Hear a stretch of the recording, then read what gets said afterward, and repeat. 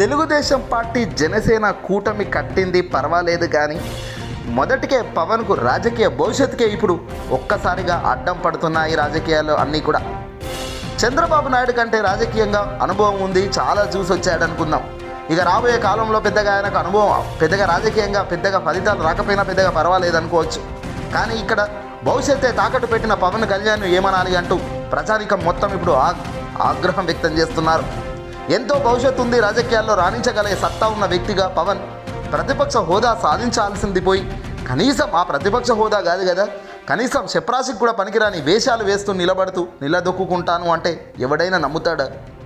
తాజాగా తెలుగుదేశం పార్టీ విసిరిన 23 assembly 3 parliament సీట్లను పట్టుకొని వస్తుండటంతో జన సైనికులు ఆగ్రహం వ్యక్తం చేస్తున్నారు. ఇక తెలుగుదేశం పార్టీకి షాక్ ఇస్తూ వైసీపీలోకి పవన్ కళ్యాణ్కి సంబంధించిన కీలక నేతలంతా కూడా జంప్ అయ్యేందుకు సిద్ధమవుతున్నారు. ఇప్పటికే వైసీపీలోకి టచ్కు వెళ్ళిన జనసేన పెద్దలు రాబోయే కొద్ది రోజుల్లోనే జనసేనకు సంబంధించి గుడ్ బై చెప్పి వైసీపీలోకి జంప్ అయ్యే పరిస్థితి కనబడుతుంది.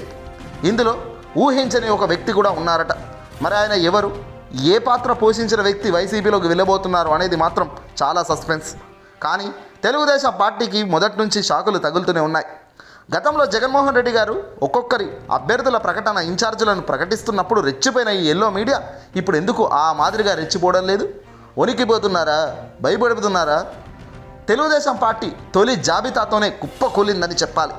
94 వాళ్ళకు కేవలం ముష్టి 24 జనసేనకు ఇవ్వడమే కాదు, అప్పటికప్పుడు ఒక 5 పేర్లను నాదెండ్ల మనోహర్ పక్కకు రాసిచ్చి అవి చూపి అయ్యా అంటే పవన్ చూపిస్తున్నాడంటే ఏ స్థాయిలో క్రెడిబిలిటీ ఆఫ్ పవన్కు ఉందో పార్టీని నడిపిస్తున్న తీరు చూస్తున్నా కూడా విసుగు పొందుతుంది, నవ్వొస్తుంది. ఇంత దారుణంగా కనీసం 5 పేర్లు కూడా ముందు మీరు స్టేజ్ మీదకి రాకముందు కూడా అది చేసుకోలేదు. స్టేజ్ మీదకి వచ్చాక పక్కకు నాదెండ్ల మనోహర్ ఒక తెల్ల కాగితం మీద 4 ముక్కలు 5 పేర్లు రాసిచ్చారు. పోనీ 24 పేర్లు ఏంటయ్యా అంటే కూడా మళ్ళీ చెప్తానని వెళ్ళిపోయిన పవన్ తాను ఎక్కడ పోటీ చేస్తున్నాడో కూడా చెప్పలేని స్థాయిలో నిలబడి ఉన్నాడంటేనే తన పైన తనకు ఎంత నమ్మకం ఉందో క్లియర్గా అర్థమవుతుంది. అందుకే వైకాపాలోకి ఇప్పుడు జనసేనకి సంబంధించిన కీలక నేతలంతా కూడా జంప్ అవుతున్నారు. వీళ్ళు కాదు, పవన్ కూడా వైసీపీలోకి పోయి దండం పెట్టి అక్కడే ఉండాలి అసలు. ఎందుకంటే మంచి చేస్తున్న జగన్ వైపు పవన్ నిలబడితే ఆ సినిమా అటెన్షన్ కూడా జగన్కు మరింత పెంచేదానికి ఆస్కారం అవుతుంది. కానీ ఏ పొద్దో పవన్ ఈ పని చేయాల్సింది.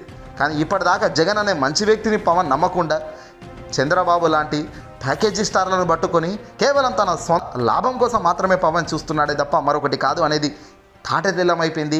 స్టాంపు గుద్దినట్టుగా ప్రజలకు అర్థమవుతుంది. ఇంతకన్నా దారుణం మరొకటి ఉంటుందా?